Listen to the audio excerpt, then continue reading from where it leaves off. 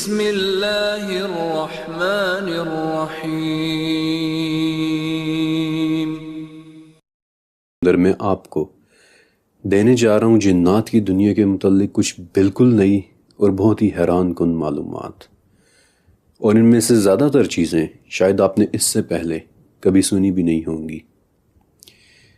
اس video کا idea میرے ذہن میں اس دن آیا جس دن میں نے ایک صحابی حضرت سعد بن عبادہ رضی اللہ تعالیٰ عنہ کے متعلق ایک پوسٹ کی تھی۔ یہ وہ صحابی تھے کہ جن کی زندگی میں جنات کے حوالے سے کئی واقعات پیش آئے، اور اس پوسٹ کے کمنٹس کے اندر میں نے جنات کے متعلق ایک کتاب کا ذکر کیا تھا۔ میرے اس کمنٹ پر کئی لوگ اس کتاب کے حوالے سے پوچھنے لگے کہ ہمیں اس کے متعلق مزید بھی بتائیں، تو میں نے سوچا کہ کیوں نہ اس کتاب کے حوالے سے ایک مکمل ویڈیو ہی بنا دوں۔ اب اس سے پہلے کہ اس کتاب کے ذریعے ہم جنات کی دنیا میں داخل ہوں، میں آپ کو ایک دو انتہائی ضروری باتیں پہلے بتا دینا چاہتا ہوں۔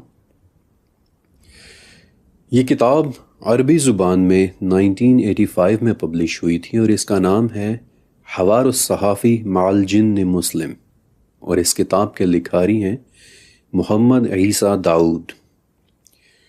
عیسیٰ داؤد قاہرہ یونیورسٹی کے تعلیم یافتہ ایک مصری اخبار الیوم کے نیوز ایڈیٹر تھے، اور ان کی اس کتاب میں دراصل ایک گفتگو لکھی ہوئی ہے کہ جو عیسیٰ داؤد نے ایک مسلمان جن کے ساتھ کی تھی، اور آج کی اس ویڈیو کے اندر میں آپ کو وہ تمام گفتگو سنانے والا ہوں۔ آپ کو وہ سوال بتانے والا ہوں کہ جو عیسیٰ داؤد نے اس جن سے کیے تھے، اور آپ کو وہ جواب بھی بتانے والا ہوں کہ جو آگے سے اس مسلمان جن نے دیے تھے۔ لیکن ایک بہت بہت بہت ضروری بات کہ اس جن نے کہاں پر سچ بولا اور کہاں پر نہیں، یہ بات اس ویڈیو کے سکوپ میں شامل نہیں ہے، کیونکہ یہ کتاب ایک غیر مرئی دنیا این انویزیبل ورلڈ کی باتوں سے ڈیل کر رہی ہے کہ جنہیں ہم دیکھ نہیں سکتے۔ لیکن جو بات سب سے زیادہ دلچسپ ہے وہ یہ کہ جو جوابات اس جن نے دیے تھے انہیں میں نے ڈبل چیک کیا اور دیکھا کہ قرآن و حدیث کی روح سے وہ جن بالکل سچ بول رہا تھا۔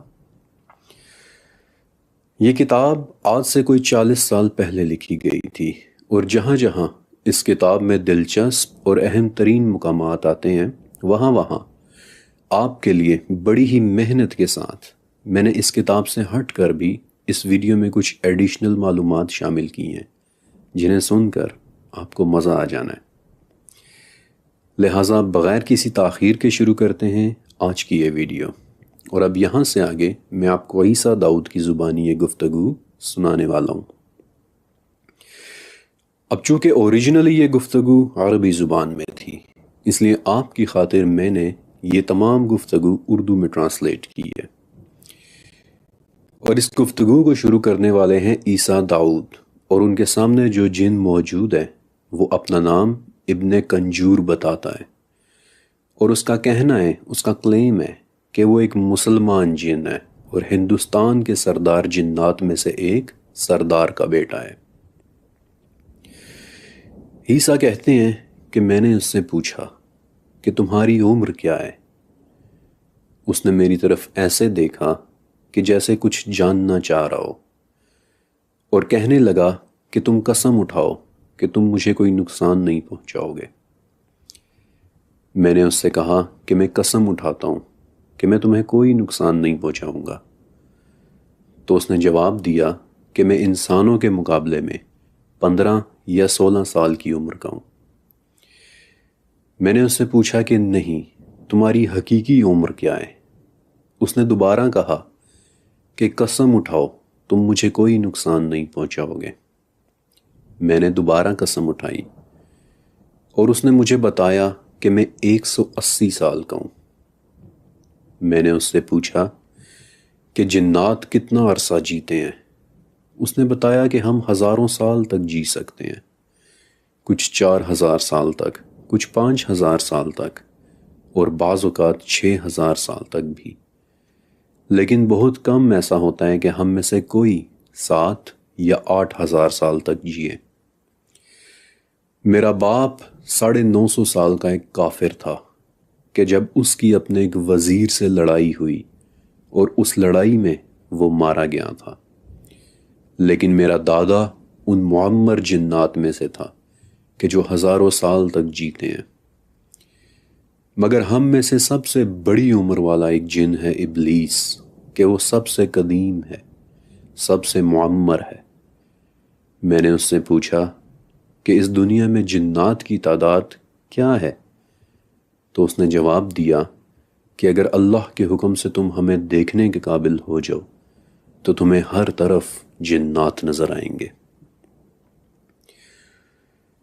اب ایک سیکنڈ کے لیے یہاں رکیں، کیونکہ میں آپ کو کچھ ایڈیشنل انفارمیشن دینا چاہتا ہوں کہ جو اس کتاب میں تو نہیں ہے، لیکن بڑی ہی محنت کے بعد میں نے آپ کی خاطر اکٹھی ضرور کی ہے۔ پہلی بات نوٹس کریں کہ وہ جن اپنا نام ابن کنجور بتا رہا ہے۔ ابن کا مطلب تو بیٹا ہوتا ہے، یہ ہم سب جانتے ہیں، لیکن کنجور اسینشیلی کوئی عربی لفظ ہے ہی نہیں، بلکہ یوں لگ رہا ہے کہ جیسے یہ کسی اور زبان کے لفظ کا عربینائزڈ ورژن ہے، یعنی کسی اور زبان کا لفظ کہ جو عربی رنگ میں ڈھل گیا ہو، اور میرا اندازہ بالکل صحیح تھا۔ کنجور دراصل ایک انگلش لفظ کانجرر کی عربک شکل ہے، اور کانجرر یا کانجرنگ کے لفظ سے آپ یقیناً واقف ہوں گے۔ ساحر، روحوں کو بلانے والا، مینیفیسٹ کرنے والا، ابن کنجور، حاضر کرنے والے کا بیٹا۔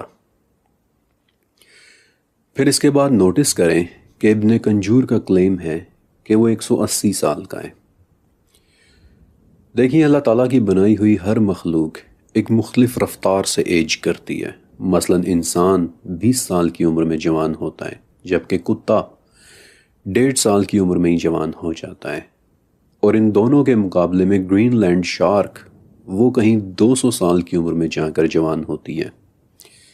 ہم سب اللہ تعالیٰ کی بنائی ہوئی مختلف مخلوقات ہیں کہ جن کی فزیالوجی ایک دوسرے سے بالکل مختلف ہے۔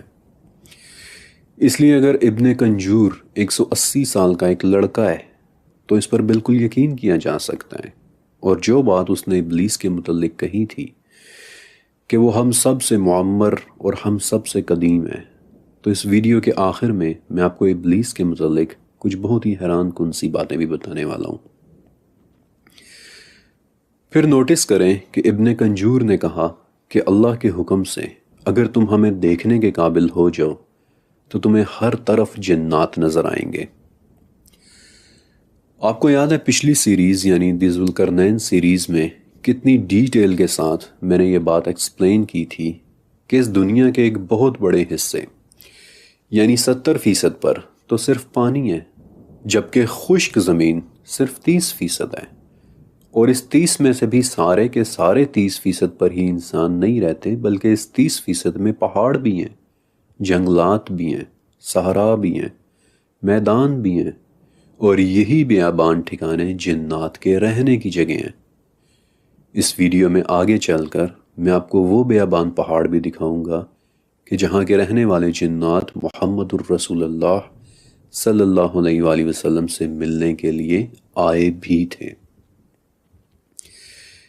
میں نے اس سے پوچھا کہ کیا تمہارے درمیان مذاہب بھی ہوتے ہیں؟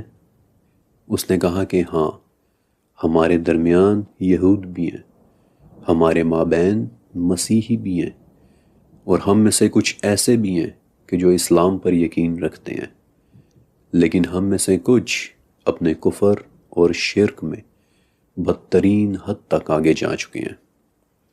میں نے اس سے پوچھا کہ کیا اس وقت تم یہاں اکیلے موجود ہو؟ اس نے کہا کہ نہیں، میرے علاوہ اس گھر میں 1 نہیں، 2 نہیں، بلکہ 4 جنات کی پوری ایک فیملی رہتی ہے، کہ جس میں شوہر کا نام محمد، اس کی بیوی کا نام زبیدہ، اور ان کے 2 بچے ہیں، سعید اور مرجان، کہ جو اس وقت تمہاری چھت کے ساتھ الٹے لٹکے ہوئے ہیں۔ جنات اپنے ہم مذہبوں کے گھر میں بھی رہتے ہیں، وہ کھانے کے وقت کھانے میں بھی شریک ہوتے ہیں، لیکن اللہ کی رحمت سے ان کا کھانا تمہارے کھانے کو کم نہیں کر دیتا۔ دن کو وہ تمہاری چھتوں کے ساتھ چپکے رہتے ہیں اور رات کو انہیں جہاں جگہ ملے وہاں اتر کر وہ سو جاتے ہیں، کرسیوں پر، قالین پر، اور کسی رات ایسا بھی ہوتا ہے کہ وہ مسجدوں کی طرف جا کر وہیں رات بسر کر لیتے ہیں۔ وہ اپنے میزبانوں کے لیے دعا بھی کرتے ہیں اور اکثر فجر کی نماز کے وقت انہیں اٹھا بھی دیتے ہیں۔ لیکن جو بستر تمہارے استعمال میں نہ ہو وہ ضرور بالضرور جنات کے سونے کی جگہ بن جاتے ہیں۔ اوکے، اب 1 سیکنڈ کے لیے رکیں کیونکہ یہاں میں پھر سے آپ کو کچھ ایڈیشنل انفارمیشن دینا چاہتا ہوں۔ جی ہاں، جنات کے درمیان بھی مذہبی تقسیم ایگزسٹ کرتی ہے، یہ بات ہم سب جانتے ہیں۔ قرآن و حدیث اس بات کو اپروو کرتے ہیں، اور ایک روایت میں آتا ہے کہ نصیبین کے وہ جنات کہ جنہوں نے وادی نخلہ میں آپ صلی اللہ علیہ وآلہ وسلم کو قرات کرتے سنا تھا وہ یہود جنات تھے۔ اور اس